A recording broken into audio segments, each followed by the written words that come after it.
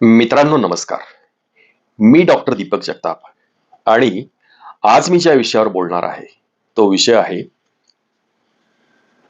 मुश्रीफ साहेब आणि श्रीमती मिसाळ यांनी IMA कडून याचा खुलासा घ्यावा. वैद्यकीय शिक्षण मंत्री माननीय हसनजी मुश्रीफ आणि वैद्यकीय शिक्षण राज्यमंत्री श्रीमती माधुरीताई मिसाळ यांनी इंडियन मेडिकल असोसिएशन, ज्यांनी ही एक ॲलोपॅथिक डॉक्टरांची संघटना आहे, जी मंडळी CCMP हा certificate course in modern pharmacology जो कोर्स BHMS डॉक्टरांसाठी 2014 पासून आपल्या महाराष्ट्राच्या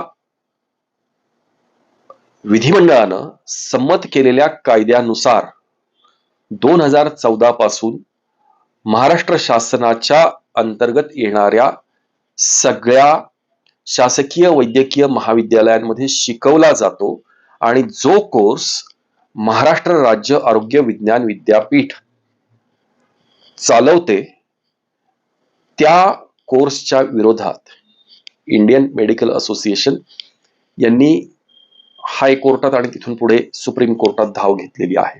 कुठलंही एक आंदोलन ज्यावेळेस होतं त्यावेळेस त्या आंदोलनाचे जे अध्यक्ष असतात, जसं इंडियन मेडिकल असोसिएशन IMA चे अध्यक्ष आहेत. साधं उदाहरण देतो. मराठा क्रांती मोर्चा मनोजदादा जरांगे पाटील यांच्याबरोबर शासनानं विचारविनिमय केला ना, त्यांच्याबरोबर मंत्री गटाच्या अनेक बैठका झाल्या ना, एका निवृत्त न्यायाधीशांच्या मार्फत त्यांच्याशी चर्चा झाली ना, झाली की नाही? मनोजदादा जरांगेंबरोबर चर्चा केली शासनानं. तसं IMAच्या जे कार्यकारिणी आहे त्यांना समोर बसून काही प्रश्न विचारावेत एवढीच माझी इच्छा आहे आणि त्या प्रश्नांचं उत्तर त्यांनी होकारार्थी द्यावं, त्याचं स्पष्टीकरण द्यावं. ते मुद्दे काय काय आहेत ते मी तुम्हाला सांगतो.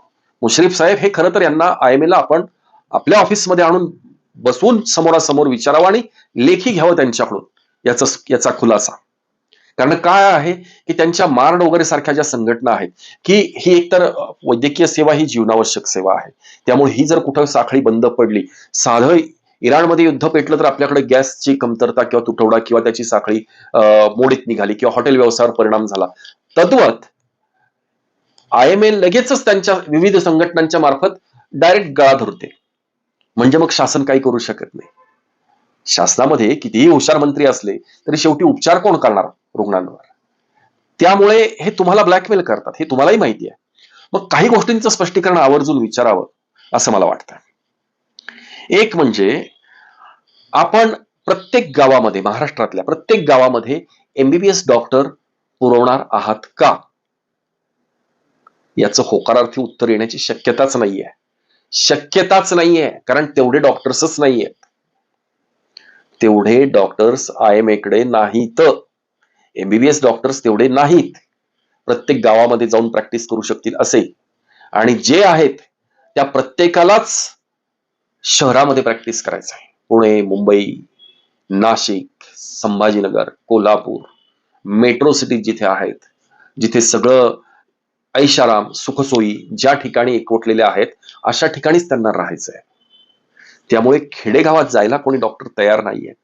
याचं उत्तर IMA देते का बघा. पुढचा प्रश्न त्यांना विचारा. गव्हर्नमेंट मेडिकल कॉलेजेसमध्ये ज्यावेळेस एखादा विद्यार्थी पास आउट होतो तर मग त्याला आयुष्याची पहिली 4-5 वर्ष किमान ग्रामीण भागामध्ये कंपल्सरी वैद्यकीय सेवा देण्याचं बंधन का घालू नये? ग्रामीण भागामध्ये वैद्यकीय सेवा तुम्ही ग्रामीण भागातच केली पाहिजे. अमुक एका 10-20 हजार लोकसंख्येच्या गावातच तुम्ही प्रॅक्टिस केली पाहिजे. याचं बंधन का घालू नये? कारण साधी गोष्ट आहे मित्रांनो, तुम्हाला सांगतो. गव्हर्नमेंट मेडिकल कॉलेजला जर 1 लाख फी असेल वर्षाला, 4.5 वर्षाची फी होते 4.5 लाख रुपये. या उलट खाजगी वैद्यकीय MBBS ची जी महाविद्यालय आहेत यांची फी 1 कोटीपासून 1.25 कोटी रुपये इतके पैसे फक्त MBBS होण्यासाठी लागतात. म्हणजे गव्हर्नमेंट मेडिकल कॉलेजमध्ये जवळजवळ प्रत्येक विद्यार्थ्यावर 1.25 कोटी, सरासरी मी आकडा सांगतोय, 1.25 कोटी रुपये इतका शासन खर्च करतं, मग त्यांचं उत्तरदायित्व काय हे शासनाने विचारायला पाहिजे. जर आम्ही तुमच्यावर इतका खर्च करतो तर तुम्हाला आम्ही पगार देऊन, पगारही देतो आम्ही तुम्हाला, तुम्ही ग्रामीण भागामध्ये प्रॅक्टिस ही केलीच पाहिजे. आयुष्याची किमान 5 वर्ष तरी आपलं राज्य, आपला देश म्हणून तुमचं काही कर्तव्य आहे की नाही. आणि ज्यावेळेस तुम्ही सव्वा कोटी रुपये एकेका विद्यार्थ्यामागे खर्च करता, त्यावेळेस तर तुम्ही हा प्रश्न विचारायलाच पाहिजे. हा तुमच्या अधिकारातल्या ह्या गोष्टी आहेत, या विचाराव्यात. श्रीलंकेसारखा पॅटर्न आपल्या राज्यात का राबवू नये किंवा आपल्या देशात का असू नये. श्रीलंका हा देश वैद्यकीय विचार जर केलात ना तुम्ही मित्रांनो, हा काही वर्षापूर्वी बँकरप्ट झालेला देश आपण म्हणतो, परंतु वैद्यकीय क्षेत्रामध्ये हा देश भारतापेक्षा 50-60 वर्ष फार पुढे आहे. कारण तिथली सिस्टीम अशी आहे की तुम्ही डॉक्टर झाल्यानंतर 5 वर्ष तुम्हाला ग्रामीण भागामध्ये प्रॅक्टिस करावीच लागते. त्याच्यानंतर 5 वर्षांनी तुम्हाला तालुका पातळीवर जाता येतं. त्याच्या पुढच्या 5 वर्षानंतर तुम्ही जिल्हा पातळीवर प्रॅक्टिस करू शकता. जिल्ह्याच्या गावामध्ये जाऊन जिल्ह्याच्या ठिकाणी तुम्ही प्रॅक्टिस करू शकता. अशी 15 वर्ष प्रॅक्टिस केल्यानंतर मगच तुम्ही परदेशातल्या नोकरीसाठी हात घालू शकता किंवा परदेशात तुम्ही जाऊ शकता. आपल्याकडे तयार होतील ही मंडळी. गव्हर्नमेंट मेडिकल कॉलेजमध्ये शिकायचं, मिनिमम फीवर शिकायचं, इथल्या रुग्णांचा वापर गिनीपिग सारखा करायचा आणि आपलं कौशल्य आजमावायला परदेशात जायचं. लगेच परदेशात जायचं. आमच्या BHMS डॉक्टरांना ही गरज नाहीये. त्यांची गरज फक्त आणि फक्त ग्रामीण भागामध्ये, राज्यामध्येच प्रॅक्टिस करायची आहे. आपल्या कुटुंबाबरोबर त्यांना राहायचंय, आई वडिलांबरोबर, मुलांबरोबर राहायचंय त्यांना परदेशात कुठल्या नोकऱ्या नाहीयेत. ही मंडळी एका पायावर तयार असतात. मग MBBS झाल्यानंतर, पोस्ट ग्रॅज्युएशन झाल्यानंतर लगेच USMLE अमेरिकेची स्पर्धा परीक्षा द्यायची. आणखीन जागतिक पातळीवरच्या UAE स्पर्धा परीक्षा आहे किंवा दुबई मधली एक वेगळी एंट्रन्स एक्झाम आहे, त्या द्यायच्या आणि तिकडे विस्थापित व्हायचं. लगेच प्रॅक्टिस किंवा शिकायचं इथल्या पेशंटवर सगळं हात साफ करून घ्यायचा आणि त्याचा सराव चांगला झाला की त्याची अंमलबजावणी करायला परदेशात जायचं पैशासाठी. मग श्रीलंका पॅटर्न आपण का राबवू नये याचं उत्तर तुम्ही IMA विचारायला हवं. मोठ्या मोठ्या हॉस्पिटल्समध्ये मल्टी स्पेशालिटी, जी मी पुण्यामध्ये आता आहे, सासवडमध्ये मी प्रॅक्टिस करतो, जी मल्टी स्पेशालिटी, सुपर स्पेशालिटी, मोठी 400 बेड, 500 बेड, 800 बेडची जी हॉस्पिटल्स आहेत, यांच्याकडून IMA कडून तुम्ही लेखी घ्यायला पाहिजे की या ठिकाणी BAMS आणि BHMS डॉक्टरांना आम्ही मेडिकल ऑफिसर म्हणून घेणार नाही. बघा ना काय उत्तर देत आहेत ते. एकदा खरंच बघा ते उत्तर देतात का की हो आम्ही नाही घेणार इथून पुढे. म्हणून दाखवावं. चॅलेंज मुश्रीफ साहेब, तुम्हाला चॅलेंज हे. अहो, ह्या BHMS झालेल्या विद्यार्थ्यांशिवाय यांना पर्यायच नाहीये, अशी परिस्थिती आहे. कारण MBBS झालेला डॉक्टर यांना 2-2, 4-4, 5-5 लाख रुपये मागतो वेतन, आणि आमची BHMS झालेली मुलं यांना अवघ्या 50-60 हजार रुपये पगारामध्ये उपलब्ध आहेत.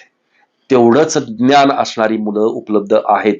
ज्यावेळेस हे त्यांच्या अंतर्गत काम करतात, त्या मल्टी स्पेशालिटी आणि सुपर स्पेशालिटीच्या त्या डॉक्टरांच्या हाताखाली काम करतात, त्यावेळेस त्यांना वैद्यकीय ज्ञान परिपूर्ण आहे. आणि ज्यावेळेस ते CCMP कोर्स पूर्ण करून स्वतःच क्लिनिक चालवायचं म्हणतात, त्यावेळेस यांना वैद्यकीय ज्ञान नाही. हा भ्रम तुमच्यामध्ये पैदा केला जातोय जाणीवपूर्वक. मग यांच्याकडून लेखी आश्वासन घ्या की आम्ही एकाही हॉस्पिटलमध्ये BAMS, कारण BAMS हे सुद्धा आयुर्वेदिक डॉक्टर आहेत, यांचाही फार्मॅकॉलॉजी, जे MBBS ची फार्मॅकॉलॉजी आहे, याचा दुरान्वये सुद्धा संबंध नाही. दुरान्वये सुद्धा संबंध नाही. मग ह्या BAMS आणि BHMS डॉक्टरांना आम्ही मेडिकल ऑफिसर म्हणून घेणार नाही. हे लेखी आश्वासन घ्यायला काय हरकत आहे? बघा ते देत आहेत का उत्तर तुम्हाला. एकदा बघा तुम्ही. हे खरंच त्यांना मनापासून जर हे वाटतंय ना CCMP अर्हताधारक डॉक्टरांना ज्ञान नाही, तर मग हॉस्पिटलमध्ये तुमच्या काम करायला घेता कशाला? मग कशासाठी? जर ज्ञान नाही, वैद्यकीय शाखेचं ज्ञानच नाही, तर मग असे डॉक्टर्स तुम्हाला लागतात कशाला? मग घेऊ नका. बघा ते घेत आहेत का. याचं उत्तर सुद्धा तुम्हाला नकारात्मकच मिळेल. आणखीन पुढचं मी सांगतो, MBBS कॉलेजमध्ये टीचिंग स्टाफ मध्ये BHMS डॉक्टर्स घेतलेले आहेत. कारण आमचे BHMS डॉक्टर हे अगदी एकदा रट्टा मारला ना अॅनाटॉमी जर शिकवणारे काही माझे जे मित्र आहेत ना, हे MBBS कॉलेजच्या प्राध्यापकांपेक्षाही हुशार, अतिशय निष्णात असे प्राध्यापक मी तुम्हाला BHMS झालेले सांगू शकतो. अशा BHMS झालेल्या लोकांना MBBS कॉलेजमध्ये वेगवेगळे विषय शिकवण्यासाठी ठेवलं जातं. ही शासनाच्या डोळ्यात केलेली धुळफेक आहे. मी हे अतिशय जबाबदारीने सांगतोय. शासनाला जर खरंच इच्छा असेल, माझ्याशी संपर्क साधावा.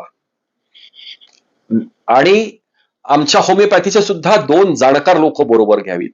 मी आपल्याला सांगतो की कुठं लेक्चर चालू आहे BHMS झालेल्या माणसाचं, कुठल्या MBBS कॉलेजमध्ये लेक्चर आता चालू आहे. आपण बरोबरच जाऊन तिथे धाड टाकू.